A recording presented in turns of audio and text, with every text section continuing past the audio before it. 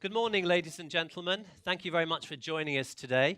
My name is Rajesh Merchandani. I'm the Vice President of Communication and Policy Outreach here at the Centre. It's great to see so many of you here this morning to talk about this extremely important topic and to find out some key results. So the title of the topic today is Aid Agencies Committed to Transparency. So who's delivered and who hasn't? We're going to find that out shortly. But let's take a couple of steps back. Development benefits from transparency. It helps developing country officials make difficult decisions about where to invest scarce resources and whether another country is getting a better deal on something. It allows local NGOs and connected citizens to track the actual delivery of outcomes and hold decision makers to account. And it shows rich country taxpayers whether their money is being well spent. Now, every major donor organization has committed to open their books in terms of how aid is being spent and delivered. The deadline for delivering on these political commitments was December 2015. Today we're going to find out who has delivered on those promises and who has not. In a few minutes, our friends and co-hosts, Publish What You Fund, will unveil the results of their 2016 Aid Transparency Index, the leading global measure on the state of aid transparency. They ranked 46 donors who between them account for 98% of official development finance between them. It's no secret that UNDP has come out on top for the second year running, and MCC has come out second in the index. We'll be hearing from both of those organizations. We'll also hear from civil society and the research community, and there will be time at the end of the discussion for questions from all of you as well. First, it's time to introduce our keynote speaker. 2016, as you can tell by our cleverly designed logo, is CGD's 15th year. And we are marking this anniversary by inviting several major development leaders to speak here. So we are especially delighted today to welcome Helen Clark, the Administrator of UNDP and the former Prime Minister of New Zealand. Ms. Clark, I invite you to the podium to make your remarks. Thank you.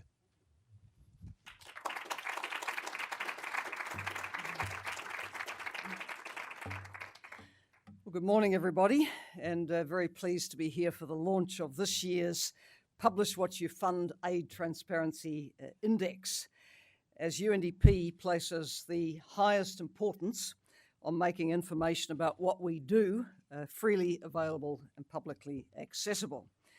And of course, because the results of the new index are already out there in the Twitter sphere and getting a lot of publicity, I can say that I am delighted that UNDP has achieved the #1 ranking for the second year in a row, and I will talk a little bit about what it's taken to get to there.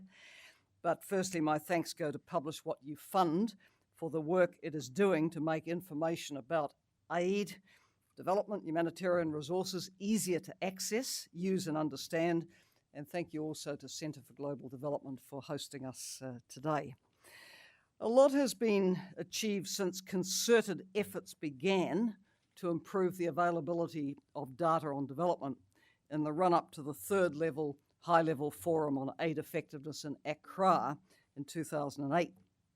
And progress made over the past 2 years on growing the number of International Aid Transparency Initiative participants in the run-up to the Busan commitment deadline in December 2015 was positive. Publish What You Fund's annual assessment is a very powerful driver for improving reporting on transparency. And I can tell you what a powerful driver it is for UNDP, because when we received the top ranking last time, I sent an email round to key staff and I said, this is fantastic, but what are you going to do to stay there? So you really motivated us to work very hard to stay on top of our game with transparency. We've seen it as a huge incentive to work to excel on this. But as this year's publication on the index makes clear, there are still some urgent improvements needed out there to improve the quantity and the quality of the available data. Now, why does it matter? Well, the new Global Development Agenda has set out a bold and universal set of aspirations which responds to the volatile and unpredictable times in which we are living, and that's not about to change.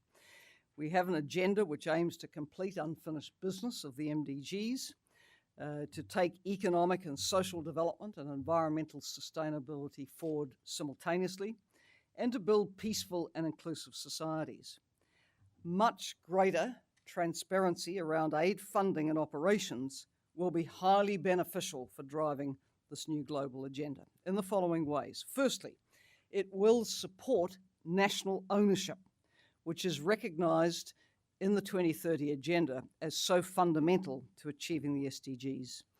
To accelerate development, governments must be able to make informed decisions on what is the funding available to them and how best to allocate it. Many countries have already set up systems which integrate the IATI data on external resources with their own national databases. And for these systems to work well, those countries need the development partners to be adhering to the IATI standard.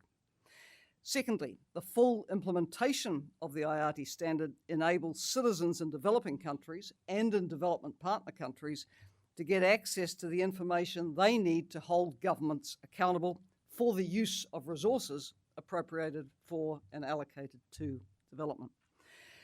Thirdly, development financing is coming from so many sources, and to achieve an ambitious agenda like the 2030 Agenda, all sources of development finance, public and private, domestic and international, developmental and environmental, have to be drawn on.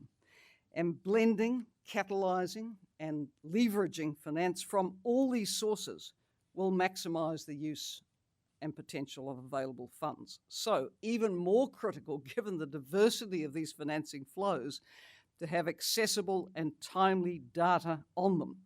This helps the governments of developing countries and their partners to have an accurate and comprehensive picture of aid spending, which can then be used to identify trends and gaps and make all contributions more effective. The breadth of the 2030 Agenda and the scale of the challenges our world faces require many new multi-stakeholder partnerships to be built. And we believe that partnerships flourish when they're underpinned by trust and by common understanding and vision, and transparency and openness are critical to this. I think more transparency is also needed to improve the efficiency and effectiveness of humanitarian work. The UN Secretary General's report on the World Humanitarian Summit has called for humanitarian organisations to subscribe to IATI principles. The high-level panel on humanitarian financing, which the SG appointed, called in its report for a specific time-bound commitment by the international community to provide open and transparent data, including on transaction costs, published on a single global platform with IATI-compatible data at its core. This is an incredibly important endorsement of the value of IATI. IATI now includes a feature to tag project activities which relate to a particular emergency or crisis. And by using that marker and by increasing the frequency of updates to IATI, the humanitarian actors could make this vital information available in real time. It will also be very helpful when taking stock of the effectiveness of spending after an emergency has passed. So I do urge all humanitarian actors to use the marker so that the application of the IATI standard can play its full part in ensuring that humanitarian aid is effective. What does it take to improve aid transparency? Well, as I said, the IATI standard is a very valuable tool for driving aid transparency, and at UNDP we advocate for its universal adoption. We do know that accepting its disciplines requires a lot of transformation within organisations. I came to UNDP in April 2009, fresh from being Prime Minister of New Zealand, where there had been an official Information Act giving citizens access to government information as of right since 1982. And I couldn't see any reason why a major multilateral organisation like UNDP should not be as open. With more than $5 billion spent through UNDP every year, all our partners have every right to expect us to be open about our work. And there must be confidence that contributions to us are traceable and are being used efficiently and strategically. So, to move in this direction, a number of things had to happen. Firstly, a culture shift. Working in the open required a commitment all the way from management, project, procurement and communications staff in our country offices through to the global headquarters. With our work open to public scrutiny, our staff must take even more care to see that information about that work is accurate, complete and up to date. UNDP as a whole must be seen to be responsible and accountable for its work. Secondly, improving transparency required putting in place systems and technology which could capture and visualize data adequately. We developed an online portal, open.undp.org, which gave public access to information on the thousands of active UNDP projects, and we now have activity level data published on more than 5,000 projects. Thirdly, harnessing the value of data transparency demanded a long-term commitment from all of us at UNDP. We've taken great pride in what we've achieved in the index with the first placings, and after last year's one, we made further improvements to what we were doing. We began to publish even more of our project and financial information to the IATI standard, using the new elements of the standard to add results data at the project level. And that, I think, is reflected in achieving a #1 ranking again this year. We see the new level of transparency as helping improve our effectiveness in a number of ways. For example, project and performance management. The improved quality and quantity of data has led to much more internal information sharing. That in turn has improved the internal management and program efficiency. Just one example of many, our evaluation office used open.undp.org, the portal, to get the information it needed to support its evaluation of the work we do on anti-corruption. Beginning later this year, our staff will be requested to consult and use IATI-registered data to identify which other development partners are working in a sectoral location alongside us in order to leverage the synergies from that and avoid duplication. And these measures are part of a broader effort to enhance program effectiveness at UNDP. Then there's what transparency has done for donor relations. Rather than waiting for annual reports, our donors can easily access information related to their contributions now on open.undp.org. On accountability, we have included specific language in all new project documents, which advise project managers and our partners that the results of all our projects will be published to IATI, and that the language being used should therefore be clear to an external audience.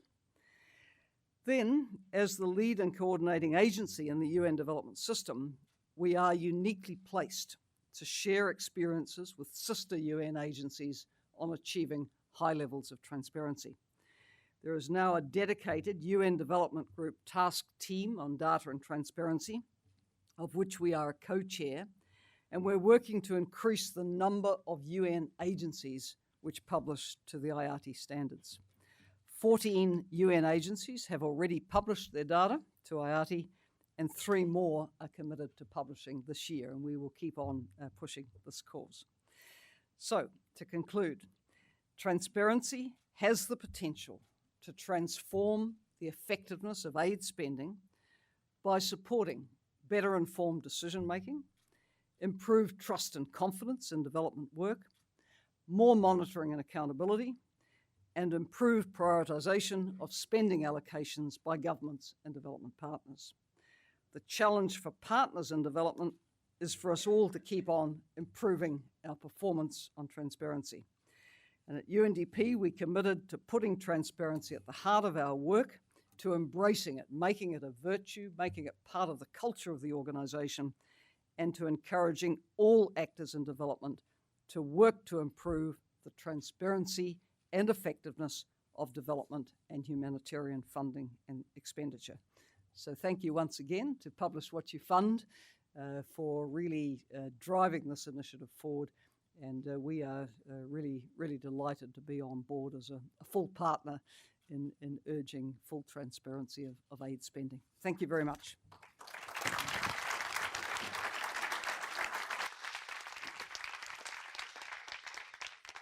Thank you very much, Administrator Clark. So it's time to find out the results of the Transparency Index. I know you're all sitting there with bated breath.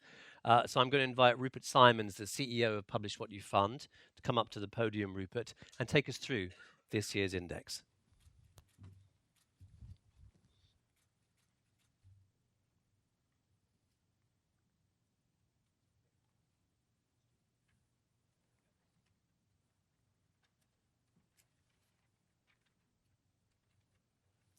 Good morning, everyone, and thank you for joining us at the Centre for Global Development, and thank you to the Centre for Global Development for hosting us this year. My personal association with CGD goes back to 2007 when CGD alumni Steve Radlett and Molly Kinder invited me to join a team helping the government of Liberia sort out their budget processes in order to help them get debt relief. And that's actually where my interest in aid transparency started. I was trying to help the Ministry of Agriculture. We had a budget of $3 million. There was something like $30 million going into Liberia for aid in agriculture, and we had little or no idea what all that money was for. Now, I'm glad to say that that situation has turned around in the last few years, thanks in part to the work of UNDP and others who have been spearheading the drive towards aid transparency. And this morning, I wanted to take you through the findings of our latest Aid Transparency Index, which tells you how everyone's doing and why. Thanks also to the Friends of Publish What You Fund, who've helped organize this event both logistically and financially. And I'd also want to acknowledge the contribution of their sponsors, Plan International USA, Oxfam America, and Save the Children USA. So let's take a look at the results. So what we've been doing over a period of 14 weeks from October to January, we analyzed data from 46 agencies in 22 countries, and that's now counting the multilateral and regional organizations. And we worked with 36 independent reviewers to assess the data quality of these organizations. We used 39 indicators in the methodology of the Aid Transparency Index. You get 10 points for your commitment, you get 25 points for organizational transparency, and you get 65 points for activity level data, because all the evidence we've seen suggests that accountability works best if aid agencies are providing information on their activities, where they're doing what and with whom. So what we've found over the past few years is that aid is getting more transparent. The methodology is essentially unchanged since 2013, and we've gone from 4 donors meeting the top very good category to a full 10 this year, and the proportion who are not publishing any data to IATI or on their websites at all has been dwindling, although the sample size has also dwindled as we've chosen to concentrate on fewer, bigger donors. So who met their commitment to publish all their aid information, which was originally made at Busan in 2011? 10 organizations met that commitment in full. We've already heard from UNDP.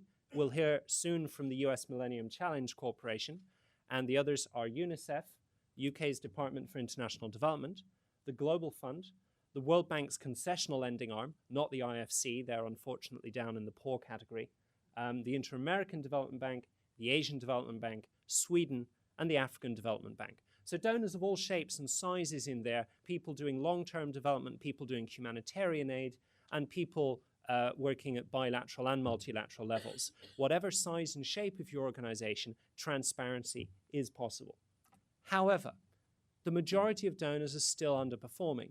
When we say a quarter of aid by value meets the highest transparency standards, the corollary of that is that 3/4 does not.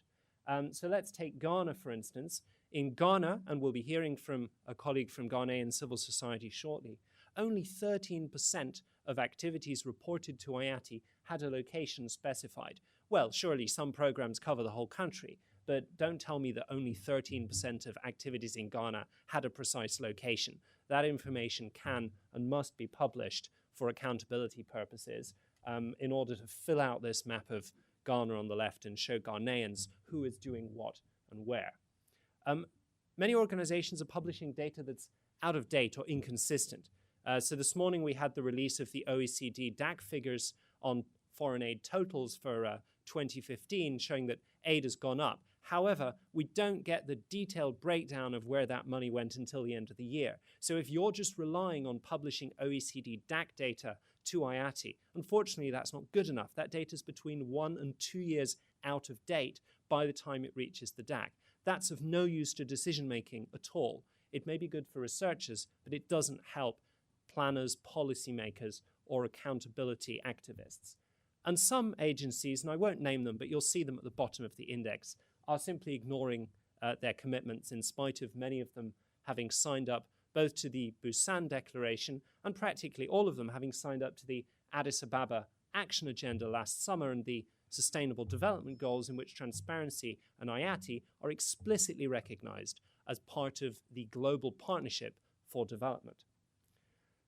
People in government are using the data. There's a growing number of countries that have built modules to import IATI data to their own aid management systems.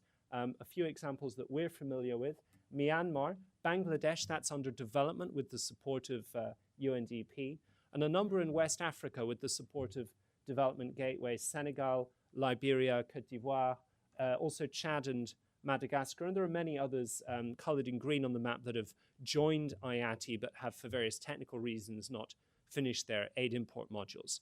Now, let's just be clear. IATI has only been going for 6 or 7 years. So this is actually a huge achievement that within 6 or 7 years, a new global open data standard has been adopted by so many countries, and a growing number of countries are using the data. If you did the comparative statistic on how long it took to adopt the international accounting standards, the answer is decades, and the US still hasn't got there. So we're raising the bar. It's not enough just to publish data, you have to use it. And our target is and remains full transparency of all financial flows by 2018, which is the 10-year anniversary of the Accra Agenda for Action, where IATI was launched. And here are some of the priorities that Publish What You Fund will be concentrating on in the next 2 years. First, we want to incentivize the publication of more financial flows. Humanitarian aid, which Helen already mentioned in the run-up to the World Humanitarian Summit, is critical, especially as more and more aid is going to fragile states and humanitarian emergencies. Climate finance. The World Bank announced last week, that 28% of their portfolio should be for climate finance by an unspecified date. That needs to be reported and tracked. We're not interested in the technical debate about whether it's climate finance or ODA. We know the definitions are blurry. The point is, if you produce it, you have to publish it. And finally, loans to the private sector.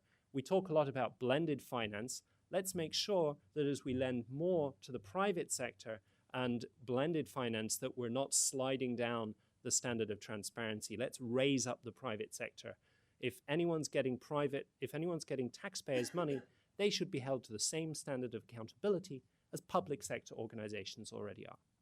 We want to raise the data quality. We want to follow the money. We want to make it traceable. That is already technically possible. Very few people are doing it in practice. We want to change that. And finally, we want to use our index to look at how the data is used. We've already heard that people within UNDP are using evaluation results from UNDP's open system for internal use. That's the Holy Grail. We want to see many more organizations doing that, and we want to work more closely with data users, both in this country and in the many other countries that are signed up to and using IATI data, to understand what their priorities are and what data is most useful to them. So thank you for being here this morning. Please join the conversation. The hashtag is Index2016. There are copies of the index on your seats, and you can also find it online, ati.publishwhatyoufund.org. And thank you again to the many organizations who made this event possible, and to CGD for hosting us.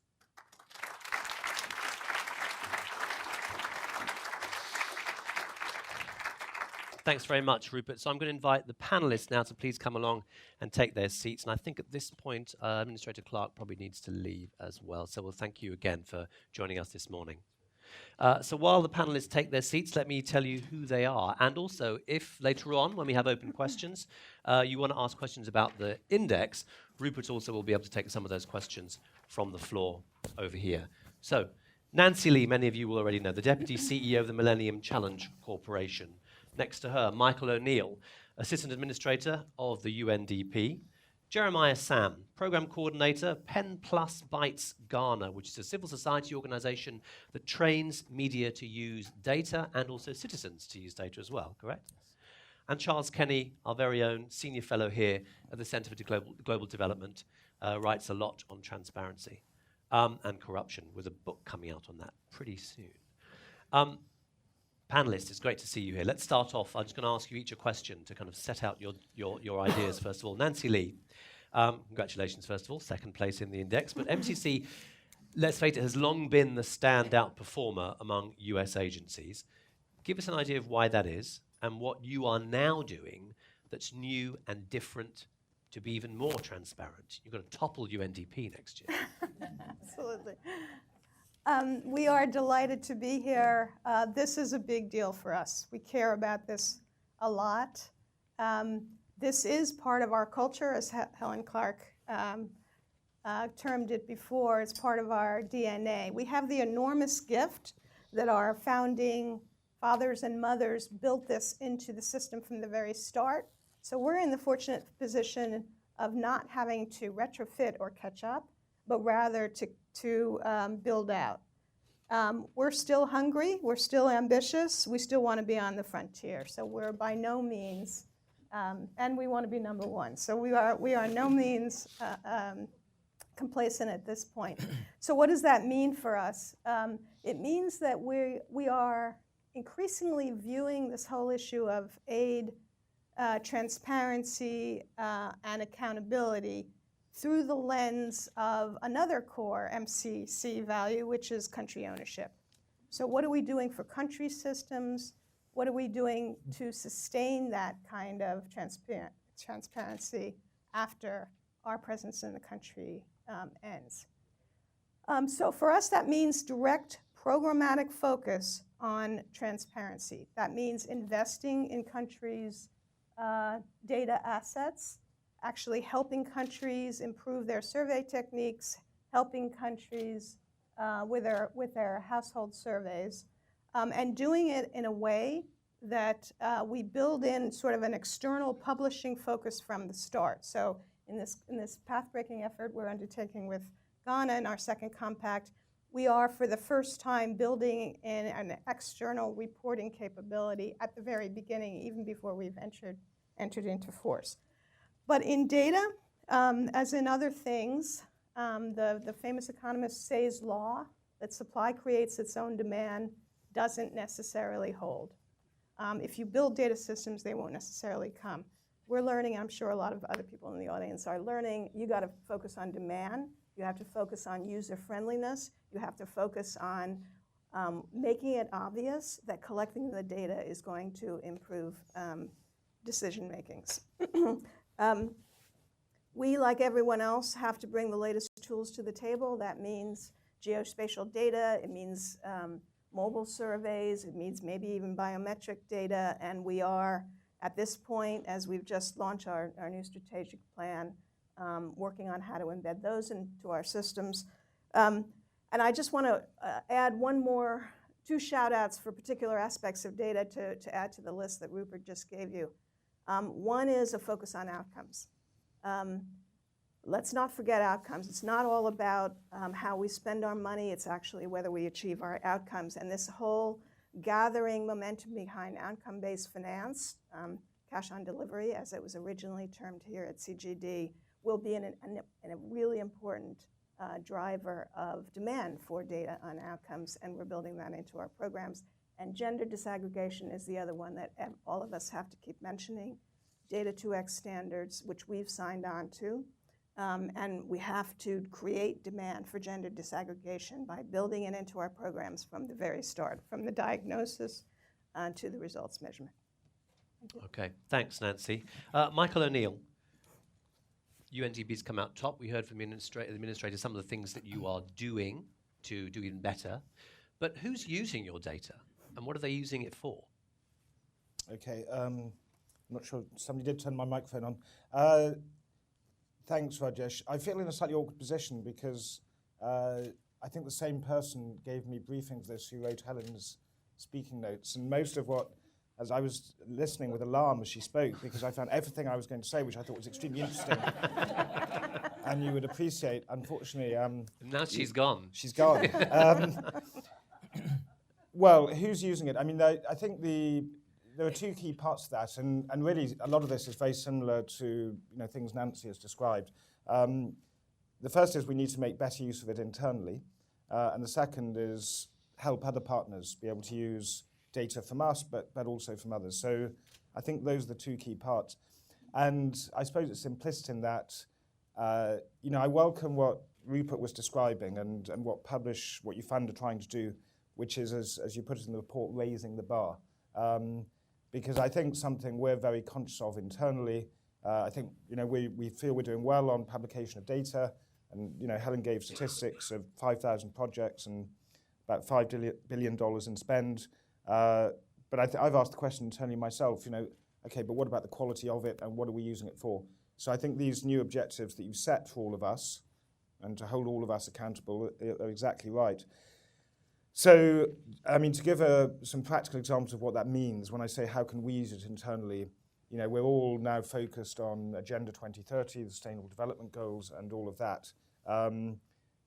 Again, Helen has said already very clearly why that makes transparency even more important. And it's really about accountability, to individuals, to taxpayers, to partner governments and organizations. But it's also about measurement. If you don't have data, and if you don't have transparency of data, how do you know whether you're making progress or not, or where you're making progress? And what are the reasons for the absence of progress in other areas? What are the bottlenecks?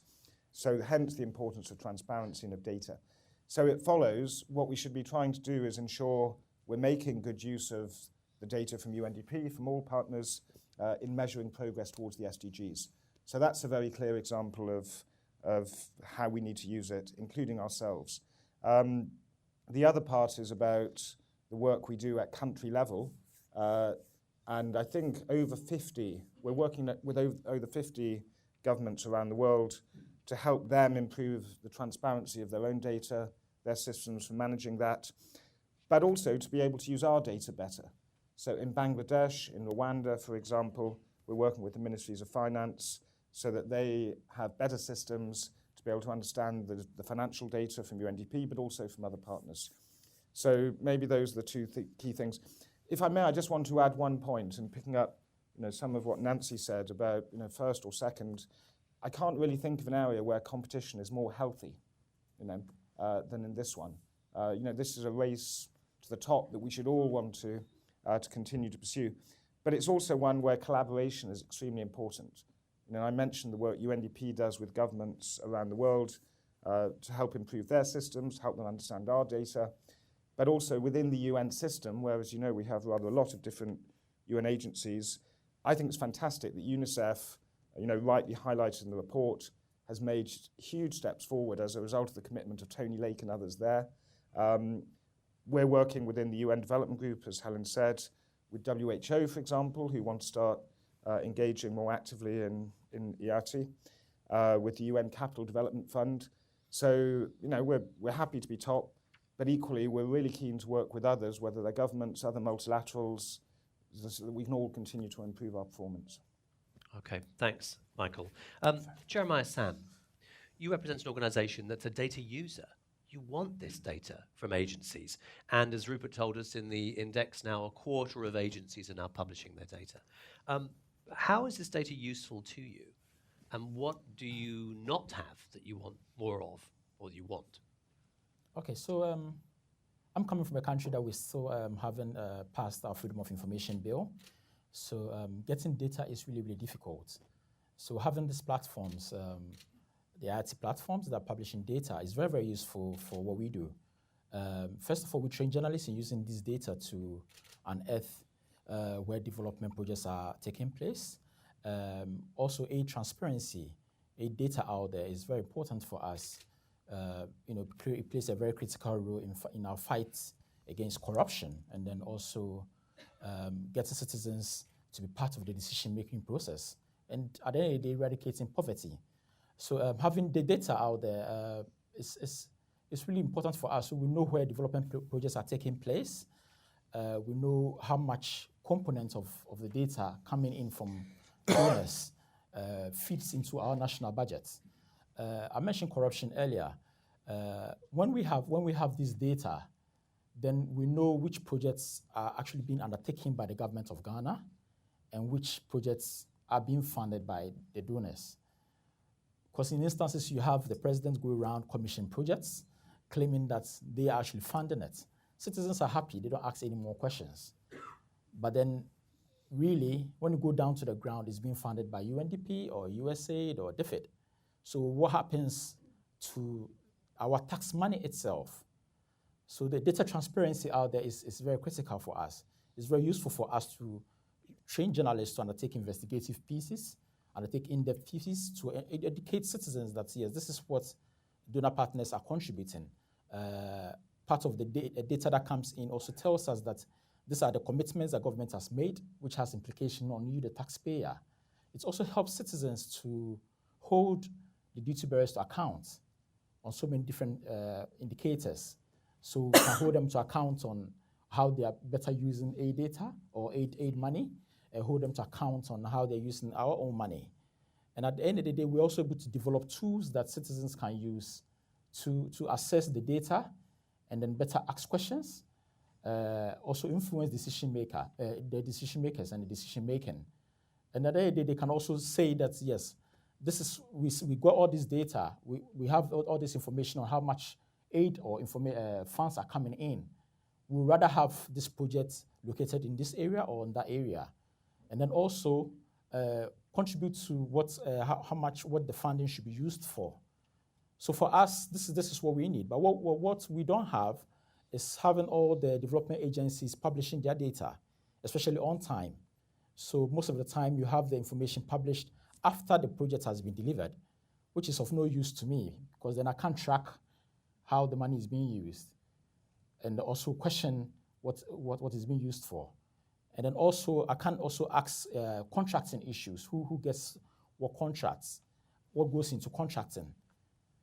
And then also unearth whatever corruption is in there and educate citizens on what the money is being used for. So for me, what I will need is that more data should be out there. The more data I have, the better. But then you have some agencies pushing a lot of data, and then others don't. So it's very easy, not easy for you to compare data that is coming in, and also compare how much funds is coming in for which projects and what projects. And when we're able to compare, then we can also tell where there's duplication of efforts, because governments don't know what is coming in, or local governments especially don't know what is coming in, and maybe there's a school building. Local assembly is building the same school building that the Japanese development, JICA, is also building. So once we have all this data coming in, then we will know who is doing what for better planning and for better decision making. Thank you. Jeremiah, thank you. A couple of really interesting points there that I'm going to pick up with you a little later on. Charles Kenny from the Centre for Global Development. One of the things you've been writing a lot about is open contracting data. And let's just realise that aid, which is what the index focuses on, is a small and declining proportion of development finance. So what else do we need data on? So you've highlighted the two things I really want to say. First of all, I want to say I think IRT is fantastic, and the work that Rupert and his team does really has pushed a really important agenda incredibly fast. So, of course, we all want more.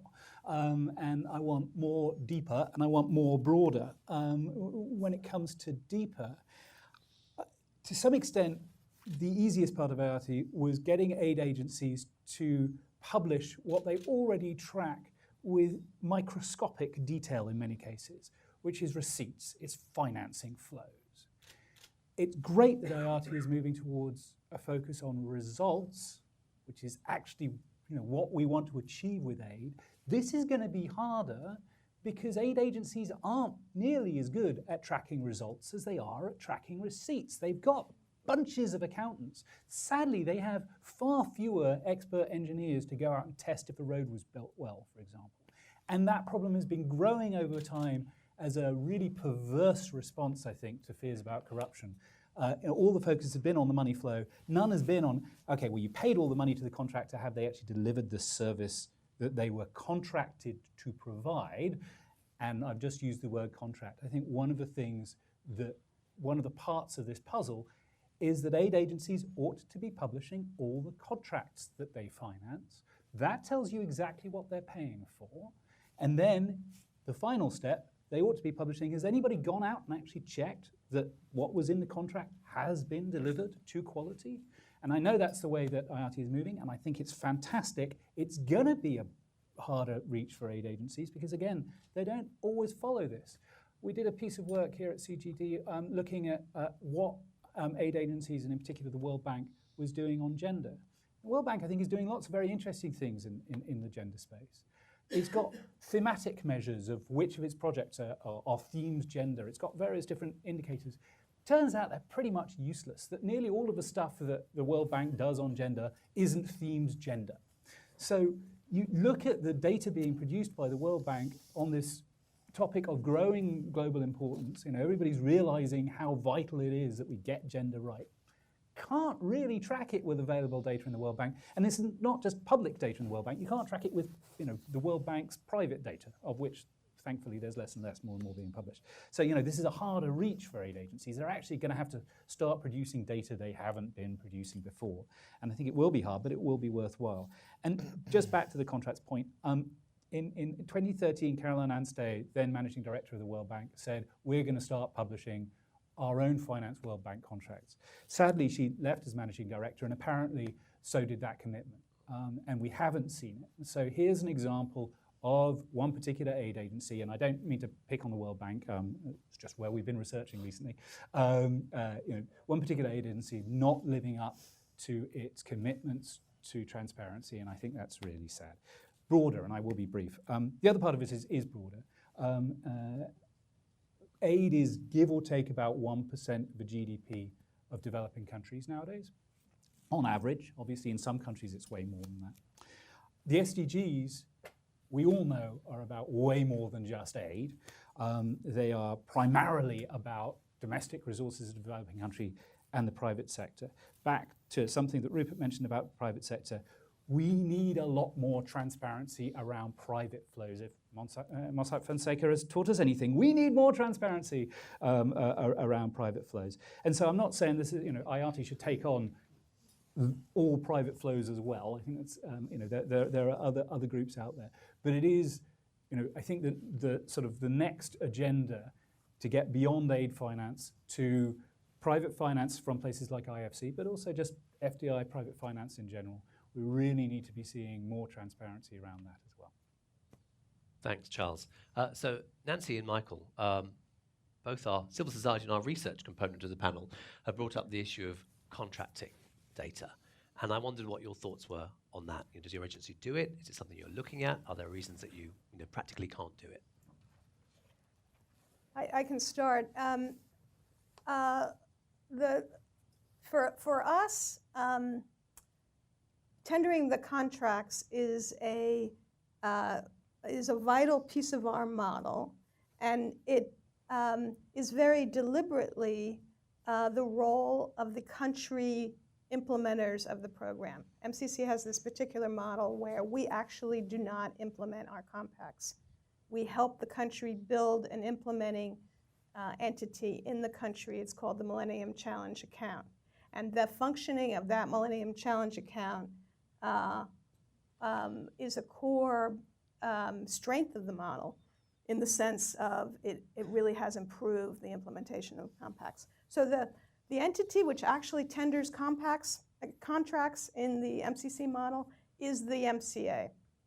So we have a little bit of a mismatch between that model and the conventional way that IATI measures transparency, because the tenders are not on our website, they're on the website of the implementing authority. So how do we square that circle?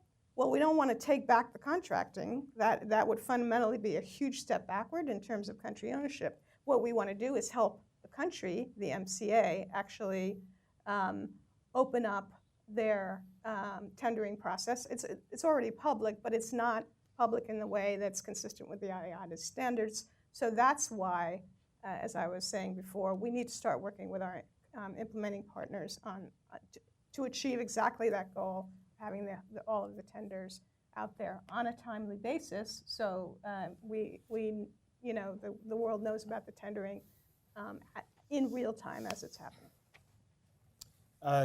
Well, I hope we're doing okay. I think we are. I take the points that my other colleagues on the panel made, especially about data, as Nancy says, being real time and live projects. I mean, the 5,000 plus projects that Helen and I each mentioned, they're active projects. But I take that point, and definitely the thing about contracts. And I know actually, I mean, mainly from the report itself, the reason I'm happy that UNDP's performance improved a little bit from last time in October 2014 was essentially about further progress we were able to make on activity level data and including contracts. So that's why I say I hope we're doing okay. But I have absolutely no doubt we can do better, and we need to. And one of the challenges for us, it wasn't the question that was asked, but if I may, I'll say it anyway. Helen mentioned the cultural shift that's needed. I mean, I guess we've all been going through that and recognizing that you then become victims of your own success, but that's a good thing. People want more. And for us, the cultural shift is quite big. UNDP is a rather complex, large organization because as well as delivering development programs, it provides a kind of infrastructure, around the world for the UN development system generally. So we have over 130 country offices, for instance, different regional bureaus.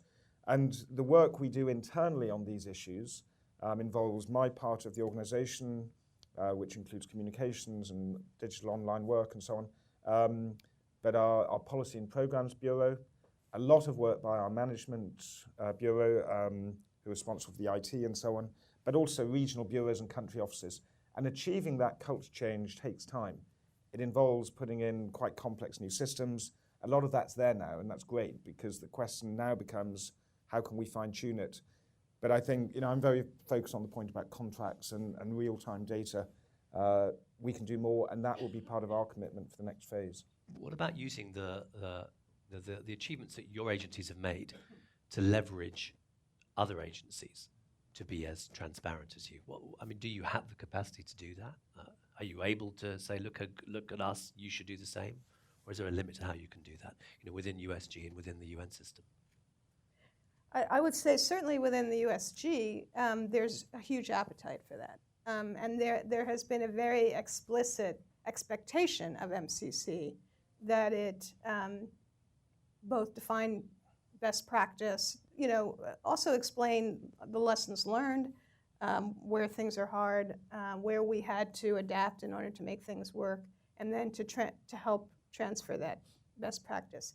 So that encompasses everything from certain kinds of data, like governance data, where we have a particular interest, where we create alliances to improve that data.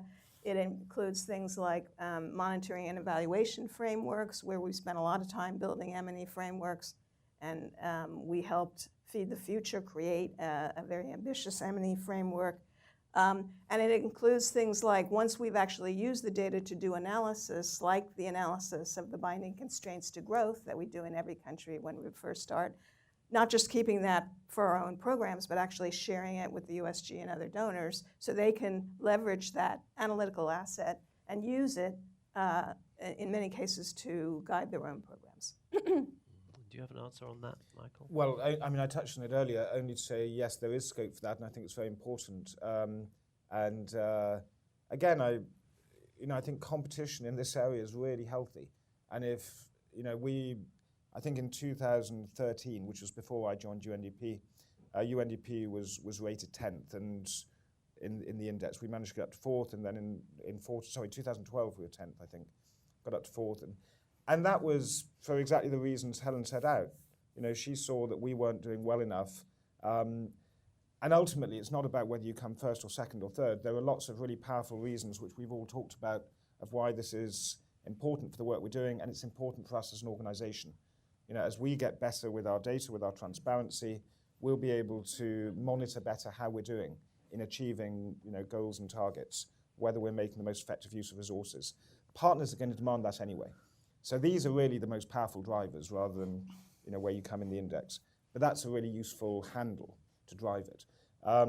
So because we work in UNDP with all of the sister agencies in the UN system, that involves a lot of collaboration. Helen chairs the UN Development Group.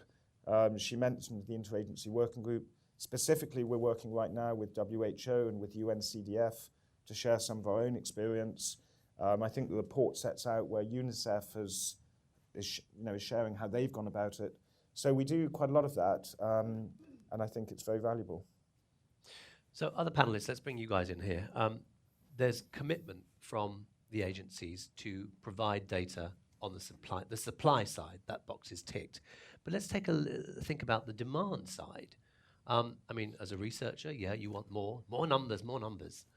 As an advocate, Jeremiah, you want more. But do we live in a culture where there is enough demand for that data? The data that, that's a way of actually driving the suppliers to supply even more. Are we there yet? From my end, we are not there yet. There's not that much demand, unless there's a scandal or there's a breaking news around a specific issue. Then we'll go and look for the data. But then we only go in at that time, and then we'll go and find out that the data on there, because it's not being used that often, it's not actually good data. For a long time, most of the government's published data is actually in PDFs, which is not reusable for us. It's very difficult for you to interpret and make publish it or visualize it for citizens to use. So demand is not that much. One of the reasons being that even though all the agencies on the IT are publishing, there isn't that much publicity about its existence. So organizations will still go to the ministries, government agencies' websites to look for data, rather than go to, say, World Bank. It's only recent that we know that World Bank is publishing, UNDP is publishing. Then we go there to complement what the ministry is publishing. We have the Open Data Initiative in Ghana, for instance, and when you go there, the most current data you have is probably in 2013. You have data on 2014, 2015. So we complement it with what you get from other donor agencies and the IT platform, for instance. So the demand is not there because we don't have the publicity there, and then also the users don't have the capacity to interpret it. That's where we come in, to build a capacity, especially of the medium and journalists, to make sense of it and make it useful for citizens to identify with all the data that comes in. So there should be a drive actually to make it more popular that, oh yes, there's this data that we can use, that citizens can actually access freely. It's ready to go data to use. And then also there should be a way of actually building the capacity of the end users to understand and interpret the data that is available. I think you picked up on, said the two really important things, not surprisingly. One is that there is a capacity need, but two, a lot of the problem here is that data producers go, well, look, we're producing all of this data and nobody's using it. Yeah, it's because your data is awful. Either it's really late, way after it's interesting, or it's in PDFs, or it's in a format that normal human beings can't understand or can't be bothered to deal with. And that, to be honest, my gut is that that's the bigger problem. And the reason for that instinct is, take contracts. They are boring documents. They are long, they are legalese, they're just not interesting. They are not like a novel. Yet in Slovakia, which, by the way, publishes every government contract in full, unless it's about a new secret weapon, but pretty much every government contract in full, the government did that, not much happened. Then Transparency International Slovakia came along and created a really lovely website on the front of that data, which made it easy for people to find sort of macro information about overall contracting levels and all that kind of stuff, but also drill down very quickly and very specifically to the particular contract they were interested in, as it might be the amount that the Ministry of Education in Slovakia was spending on flowers every year, which caused a bit of a scandal, turned out to be quite a lot. Anyway, the information was easy to find on the TI website. That site is now getting millions of hits a year. Again, contracts, boring legal documents being downloaded by everyday Slovakians millions of times a year. So if you get the data presentation, if you have good data, well presented, I do think you create the demand. So there's a disconnect between when agencies say, okay, we've got to publish the data, here's the data that we use and how we use it, here it is, and then there's a disconnect between the end users. Right, and it depends on the end user too. So in the United States, you can actually get access to government contracts, for example, and sorry to go on about contracts, my bugbear, if you do a Freedom of Information request. Well, that's a pain in the neck. But there is a firm out there that just regularly does FOIA requests on government contracts. And the reason it does it is it then charges other firms to look at those contracts, even though officially they're on the US government websites for free. And the interest there is not civil society. It's other firms who are thinking about doing business with the government. So you don't always know in advance who your data users are going to be. So it's not easy to set up the data in the way that your users are going to like, because you don't necessarily know who your users are. This will be an iterative process. But still, I think the fact of the matter is if you get the data in a reasonably decent format and it's useful data, people will start using it. Could I add to that, Raj? Please. Just to give two particular examples from our experience. One is in the context of PEPFAR, and the other is in the context of an e-government platform. So in the PEPFAR case, we are being contracted by PEPFAR to actually, given our strengths on data, to actually do precisely what Charles just described. It's creating data collaboratives, which include civil society, local governments, and central governments, to actually have real-time data on performance of health interventions that then drive decision-making. Because the data are not in a form where that happens. So there have to be infographics, and there have to be data visualizations, and there have to be other things that make it very clear what the data is telling you about a particular decision about interventions. And in addition to that, that sort of demand then gets embedded into budgets, into local budgets. Are we going to spend the resources to collect these data? And you only spend resources if there is a real benefit to spending those resources. So you have to sort of demonstrate that the decisions are far better because you have these data. So that is a real-time example of how this demand is driving better data production. And the other is, I just wanted to mention, we're not the only people doing this, but there are e-government platforms which very much show the value of data. We're participating in one in Sierra Leone, which is a pay-no-bribe platform, in which there is a very real-time opportunity for citizens to register when they've had to pay a bribe. DFID supported the program, and they're using it for health and education.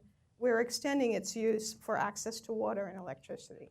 So those kinds of platforms and the direct interaction between citizens and their governments through these online platforms are another, I think, very powerful way to get citizens thinking about the kind of data they need to hold their governments accountable. It just occurs to me, Nancy, you guys just started a compact in Ghana, didn't you? So the data that you're publishing about that, I'm wondering, is it the right kind of data for citizens to use there? I wonder if Jeremiah has thoughts on this. Not wanting to put either of you on the spot, but seeing as you are here. Fortunately, Ghana is the kind of path-breaking instance of how do we start thinking about external use of data generated by the MCA, which is the Ghanaian implementing entity, from the very start. That compact, the second Ghana Compact, hasn't entered into force.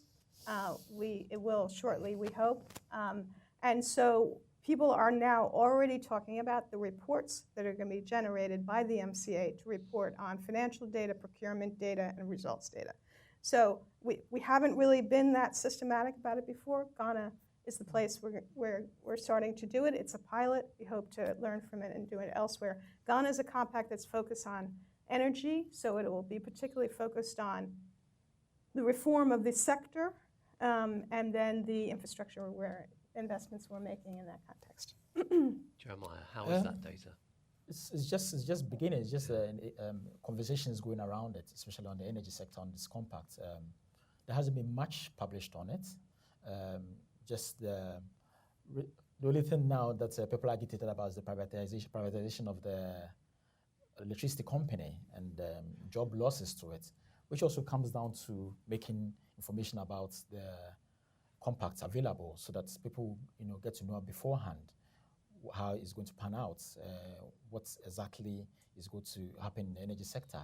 We don't know yet. But as she said, they are now in the conversation to get it implemented. But what I like so far is that they are beginning to engage civil society on this very compacts, unlike the earlier one, where we just get to know after the implementation of projects. But this time around, there's a drive towards engaging civil society and also citizens, so that at the end of the day, they will hopefully own the projects that will come out of the compact, which is a good step. Okay, good. Just before we open questions, let me ask one more question about disaggregated data. Several of you mentioned this. And Charles, maybe you could talk about this through the lens of gender, which you're co-leading our gender and development program. What is the actual data that you think we need to have from agencies that is in a usable form that can actually help achieve SDG 5 on gender equality? What is that data? Because you say that, for example, you're complaining the World Bank is not providing it. Well, I mean, Nancy mentioned the MCC is. I'm going to kick this over to Nancy. The MCC is working on Data 2X. I think this is a great step. So, do you want to talk a bit more about that? Well, very much so, because this is something we're very proud of, and I think all of there are a lot of partners in the Data 2X. The UN Foundation was the sort of convener. There are a lot of partners. It's just hugely important. I mean, anybody working in many areas of development knows that there is a strikingly and shockingly limited disaggregation of data by gender. So for us, what that means is when we begin the analytical process, when we go into a country and we try to figure out what are the binding constraints to growth, the questions we want to ask at that point is, how are women affected? How are women participating in the economy? How are women, are they getting access to education? Are they getting access to finance? Are they somehow advantaged or disadvantaged by the policy and regulatory environment? And we can't necessarily answer that question with the data that we have. So by asking those questions at the very start, we're trying to build demand at the analytical phase. We need the data as well during the design phase, because we're trying to incorporate gender considerations in the design of the programs themselves so that their benefits can reach women. And then certainly in our M&E framework, we've signed on to the very aggressive Data 2X standards for disaggregating data. So we as donors, and I think as governments and as civil society, have to be key demanders of that disaggregation, and have to keep identifying the mistakes that we make and the opportunities that we lose because we don't have that data. Just a coda to that. Again, this World Bank study, Megan O'Donnell and I did. One of the interesting things about the gender indicators you see in projects is there are a lot that are about process and inputs. How many women were trained, for example. There are a lot fewer on gender disaggregated results. What was the impact on female-led households, for example, income impact? And so the input indicators matter, but shifting, again, the focus sort of to what we really care about, which is the results, is as important in this area as many others. But it's definitely part of the Data 2X agenda, so that's great. Okay, panel, thank you very much. Let's open to questions from the audience now in the last 20 minutes that we have. We have some microphones going round. I invite you to put your hands up, and if we come to you, take the microphone, stand up, please say who you are, your affiliation, and then I encourage a brief comment, and then a question, definitely a question, please. I'm actually going to invite George Ingram from Brookings to make the first comment / question. George, he's also the chair of Publish What You Fund's board and a friend of the centre, so go for it. There's a microphone behind you. Thanks very much, and thanks to CGD for hosting this session today. A quick comment, and that is I was pleased to see that both Nancy and Helen put the context of transparency in the framework of country ownership, and I think that's the framework it should be in. A question to Nancy and Michael, and that is on the nature and how detailed the data is you're able to provide in 3 areas where I think the data is particularly important to government decision-making and citizen empowerment and accountability. And one is data on what you are doing this year in a country and in the next 2 or 3 years. Secondly, results, including evaluation. And thirdly, the data that goes in to the analysis and evaluation, the survey data, the other data that your agencies collect that normally are not made public. And I know the MCC is struggling with what of that data it can make available. And specifically, Nancy, it sounds to me like in your new compacts, you're making sure that you build in full data accountability by the MCAs, because they're the ones that really control that data. And that I'm assuming that MCC can project data 3-4 years out because of your 5-year contracts. And Michael, to what extent can the UNDP, what is the nature of the future data that the MCC can provide and can provide on results and impact? Well, that's an easy question, George.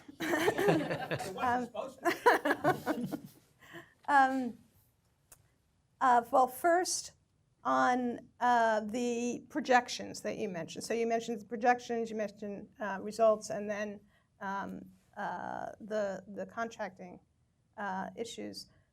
And I have to give credit to IATI and Publish What You Fund on this. We are now projecting on a quarterly basis our disbursements, which we had not done in the past. So, obviously we internally have a kind of internal projection on how we will be dispersing for a given compact for given activities. Now we are doing projections so that people have a sense of how we expect the compact to involve in terms of disbursements. And I would say, and that's a direct result of our interaction with IATI and Publish What You Fund and the way that the scorecard is put together, which encouraged us to do that. I'll give you 2 other examples. We are publishing subnational data now. 75% of our data are published at the subnational level. That's also a priority for IATI and Publish What You Fund. We think we can get to 100%, and we think it's a very useful thing to do. And as we have more and more geospatial tools, we'll be able to do it more easily. We are also projecting our budgets, our overall MCC budgets over a 3-year period, which is, of course, subject to a lot of caveats on what happens with our appropriations process, but it's a useful tool to see how we think our budgets are going to evolve, at least what we're going to request in terms of our budgets, and be very transparent about that, and then relate that to our programs and our resource needs. So all of that has been a very positive interaction that, where we have made some decisions to improve what we do as a result of this process. On results, we publish everything, basically. We publish inputs, outputs, and outcomes. We publish all our evaluations. We publish them when the compact closes. We don't publish them during the process. So On that, I think, and that was really fundamental from the very start.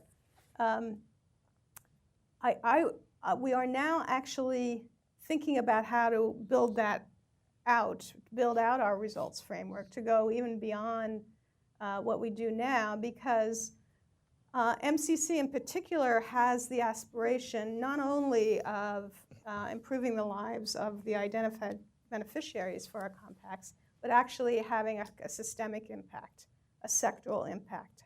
How do we change the whole performance of sectors, of transport sector, the electricity sector?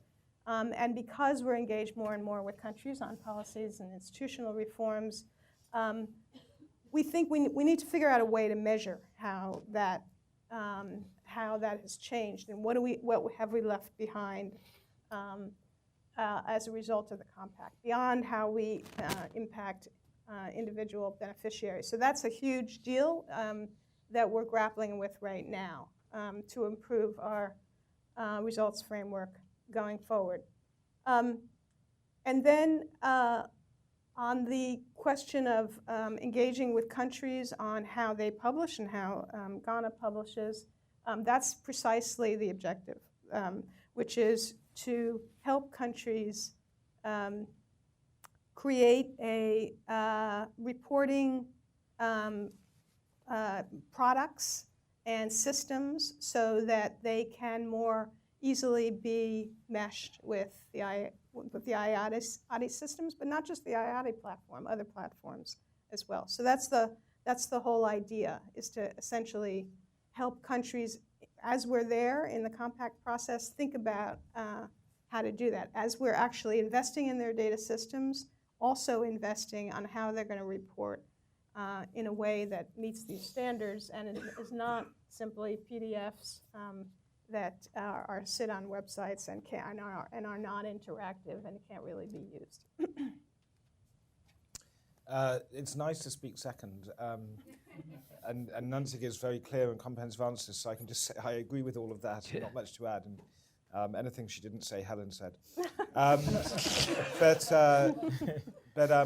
I was just looking at my notes actually to see if there were points I'd failed to cover that were important to make. And George, you got 2 out of 3 because results and forward-looking were 2 of the things I jotted down. And maybe somebody will get the 3rd one, but I'm not going to give you any clues what that is. No, those are the. Excuse me. That's not very transparent.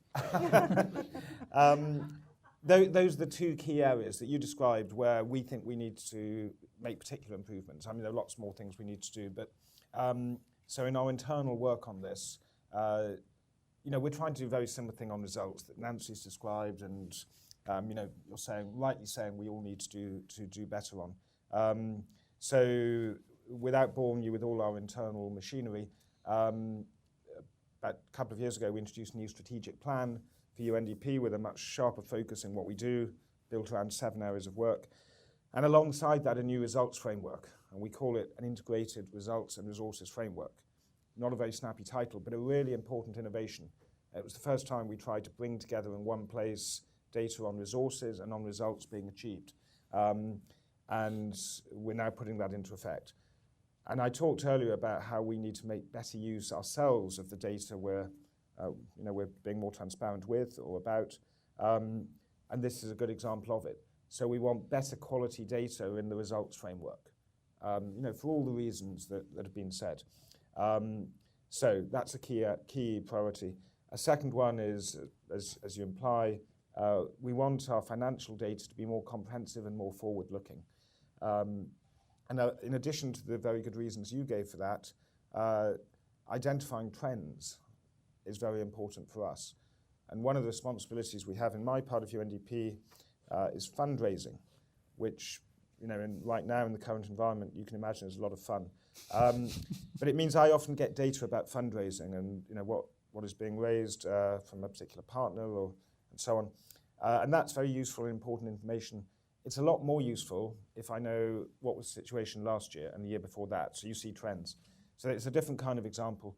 But making our financial data and the data we're able to publish more comprehensive, more forward-looking is absolutely key.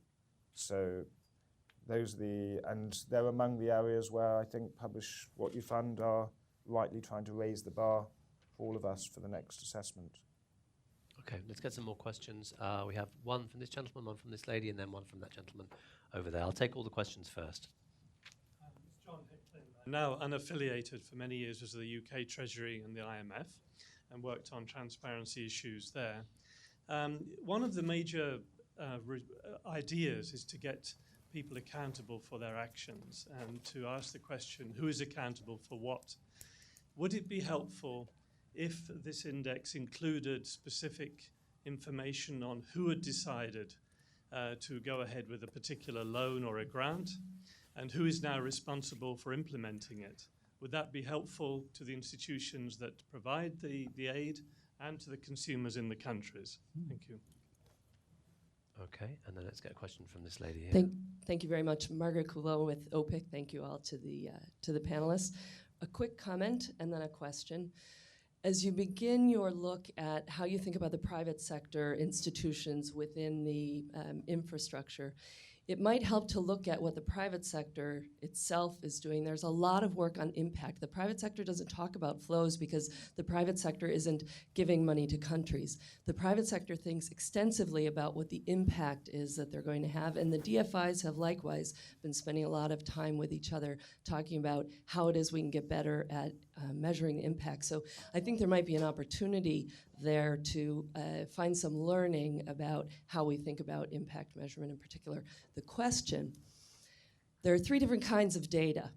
So there's the flow data, there's the what did we get or the outcomes for the flow data, and then there's a question of could you have gotten the same outcome for less money? Can you talk about whether or not you get that data flow to enable the answer to that question, because both ODA is limited and public sector budgets are limited. So there's a priority on making sure that you're spending funds in the most effective way that you can.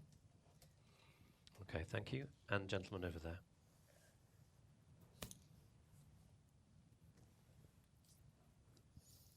Hi, my name is Ben Smilowitz. I'm with the nonprofit Disaster Accountability Project. Comment, after the Nepal earthquake, you couldn't find out what organizations the private money were doing on the ground in Nepal. There was no way to find out which organizations were there. We were surveying them, and many of the sponsors of this own program, the Plan, Oxfam, Save the Children, had a difficult time sharing the information. So we're building a tool called Smart Response, surveying international NGOs and local civil society about their capacity by location, and it's an independent platform, unlike Interaction, where we're not a trade association of the organizations that are sharing the data. My question is there any interest or plan to extend these reporting requirements to the recipients of these monies? So the Oxfam, Save the Children's, and plans. And I know that I don't think that they're in favor of that, and they're funding a lot of these efforts. But it would be nice to see the actual end recipients and the intermediaries often that re-grant these monies to local organizations and take a sizable percentage of overhead in the middle, having to report as well. Thank you. Okay, thanks very much. Panel, let's start with the first question from John. And I'm struggling to read my own shorthand here now, actually. Remind me of the question. Accountability. Useful to identify the level of the individuals who made the decisions for a loan or a grant, whether it be useful to the institutions for greater accountability, and useful in the country to the consumers to follow up with who is implementing and responsible for that transaction. I'm the first one asked. You might want to ask Rupert. Yeah, I'm wondering if actually this might be useful to ask Rupert as well. Okay, great. Interactive dialogue, love it. Nancy, do you want to start? On the question of, this is a core question for us, this question of accountability, and really is embodied in the way we build compacts, which is essentially a collaborative process with the country to actually build the compact. We don't go into a country with 5 programs that we've already defined and ask how do we deploy them in your country. We go into the country and say, let's look at the constraints to your growth, and then let's figure out the causes of those constraints, and then let's build some projects together. So accountability is essentially built into the way projects and the compact emerge from this collaborative process. The compact itself is then written and it is public. So the people that are signing the compacts making commitments in that context are very public. And then the compact is implemented by the country itself. Precisely because I think this is the implication of your question, you want the implementation to be responsible, the people responsible for implementation to be the people who really have the biggest interest in good implementation, which is the country itself. So, and building that kind of accountability was really a central part of the development of our model over the last 12 years. That's not how we started, but that's where we are now. So I would just suggest that I think that's a very attractive model at this stage. It's not easy. It takes us a long time to develop compacts, a lot of conversations. But when you get to the end of the process, you know who's accountable and you know who's bought in, and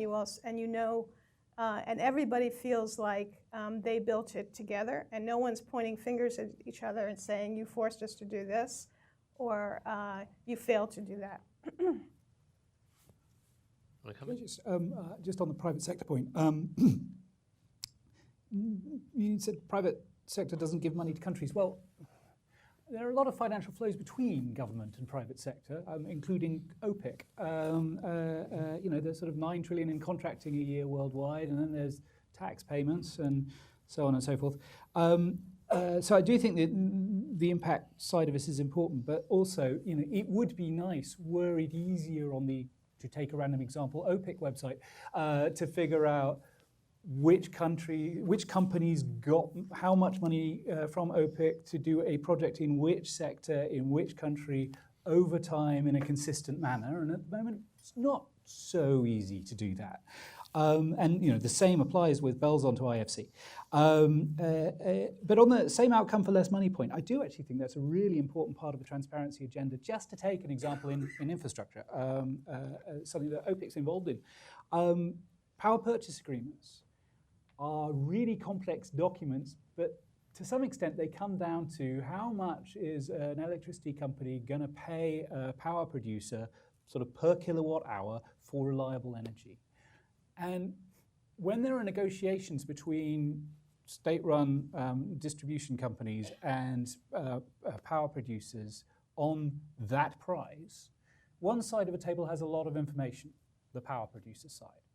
They not only know from their own experience, they have high-powered lawyers that have worked on a whole bunch of other deals, they know the kind of prices that are offered. Quite often, sitting on the power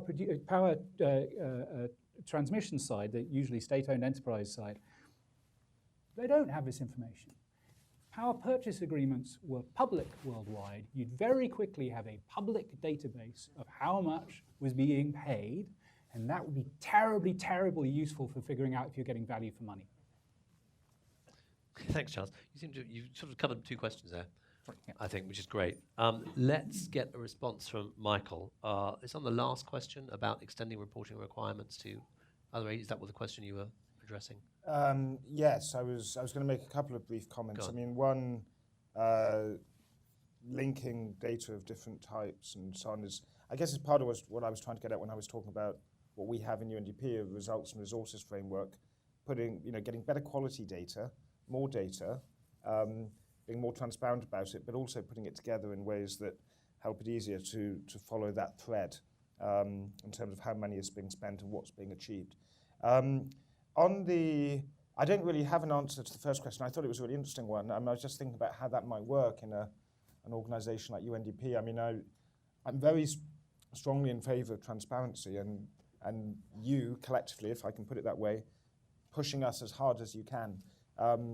Whether that's a good example of it, I'm slightly hesitant actually, because I think there needs to be a corporate responsibility, and ultimately in my organization, Helen is accountable. She's accountable to member states on our executive board, and I think that's absolutely right. Whether you break that down in terms of individuals making decisions, I'm slightly hesitant, partly for the reason Nancy said about partnership with governments. It shouldn't be one person sitting somewhere in UNDP making a decision in that way. But I'm not sure, I guess. But I was very interested in the question about civil society organisations, and a friend and former colleague of mine, Justin Forsyth, who he and I both worked in the British government many years ago, and recently he's been the chief executive of Save the Children UK. He's about to move into UNICEF, next month, where he'll have responsibility for these issues. And given his background, I'd be really interested to hear Justin's perspective on that. And he's a very smart guy. My own instinct is, yes, I think Publish What You Fund should be holding all of our feet to the fire, as close to the fire as you can, and I include UNDP in that, because it's a healthy discipline, and it will help us to get better at transparency for all the reasons we've discussed. And it seems to me logical that should apply to the extent it can with private sector flows, and certainly with civil society organisations, because I think for them, probably more, in my personal opinion, it's more true for civil society organisations and for multilaterals like UNDP than it is for national governments, where I used to work. The question of accountability is quite challenging sometimes. So that seems to me a good reason to try and really push in that direction with them as well as with multilaterals. Okay, let's get a comment from this lady here. Just identify yourself for those who don't know you. So my name is Kathy San Martin. I'm the CEO for Plan International USA. So great question. And just to tell you, so Plan International USA is publishing to IATI. Nobody is making us publish to IATI, but I think we need to, for all the good reasons that we've been talking about for the last hour and a half. And we're very involved with Publish What You Fund for that reason. And the difficult thing is we're a confederation, right? And so the work that we do, it goes through another entity called Plan International. I can't make Plan International publish to IATI. I'm very happy that Plan International has a new CEO now that is committed to doing that. And in fact, she and I both published a blog, which I kind of pushed a little bit on her, to keep that commitment going. Because for Plan International to be fully transparent, we need more than just a few constituent parts publishing to IATI. And in fact, for us, 70% of our income comes from private sources. So I think in terms of providing that additional transparency is absolutely critical that organizations like ours, very much push on this front. I will also say exceedingly difficult for all the reasons that these organizations talked about, right? Our management information systems, are not built for that. So developing the systems to enable us to do that is, a work for the ages, which we're trying to push along as, quickly as possible, but it is very challenging. So a very good organization, we should be held accountable. It would maybe ease our task if, more of our funders force the issue, because right now it's voluntary. So I would very much agree with that. Yeah, very interesting last point. We're pretty much out of time. I just want to give Rupert Simons from Publish What You Fund just a couple of minutes, Rupert, just to kind of reflect on what you've heard and just tell us a little bit about where you're taking the index in the future. Here comes the microphone for you now. Just 2 minutes. Sure. Thank you, everyone. So just to reflect on a trade-off that we face as we redesign the index and raise the bar, you could take this in two possible directions. You could go broader and just look at more and more different kinds of financial flows. And I think, as you mentioned, it's going to be harder to do that for the private sector than it has been for public flows, because there isn't such a thing as a flow. There's an investment that generates a return. And we are planning to engage with a number of organizations, starting tomorrow with the IFC. Would love to talk to OPIC about this as well, about how you account for that properly, because IATI doesn't do that very well right now. We'd like to change that.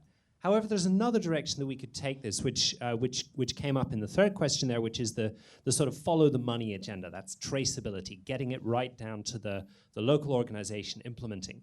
And I can tell you a number of governments are starting to require that sort of publication as a condition of receiving their funds. UK DFID led the way. Netherlands and Belgium have now joined them. I suspect in the aftermath of the Panama Papers, we're going to get a few more. But there's a loophole here we should be aware of. It's not acceptable to tell NGOs to publish, but but to let the private contractors off the hook because they're protected by commercial confidentiality. And I get, frankly, quite upset when I see small NGOs, including Pen Plus Bytes, you're probably going to get this pretty soon if you haven't it already, being required to publish to IATI as a condition of their grant, and that same requirement is not extended to DAI and Chemonics, who are making hundreds of millions in contracts from USAID every year. We should see those contracts, and we should see what they're paying for.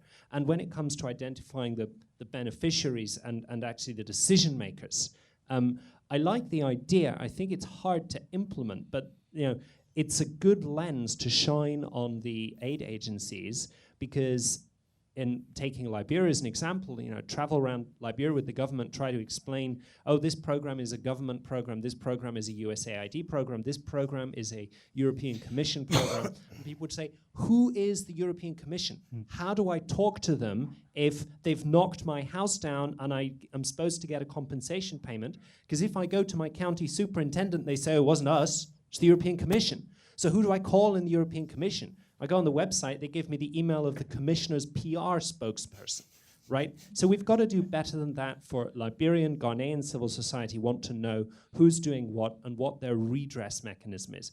Personally, I don't think IATI will be the right way to do that. I think there are local accountability mechanisms, scorecards, dialogues that are more suited to that, and I hope MCC's new compact in Ghana will be an opportunity to develop those mechanisms further. But overall, I'm hugely encouraged by what we've heard this morning. I would thank all of our panelists for contributing to the discussion. I'm sorry we weren't able to get more of the audience members involved in it. We'll be sticking around for a bit, so come talk to us if you have more questions. And I'll leave you with our three-part mantra.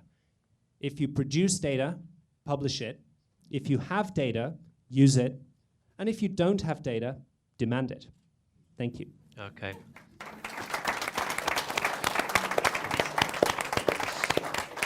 That's it. I can't top that. So everyone, please thank our panel and thank you very much for joining us today.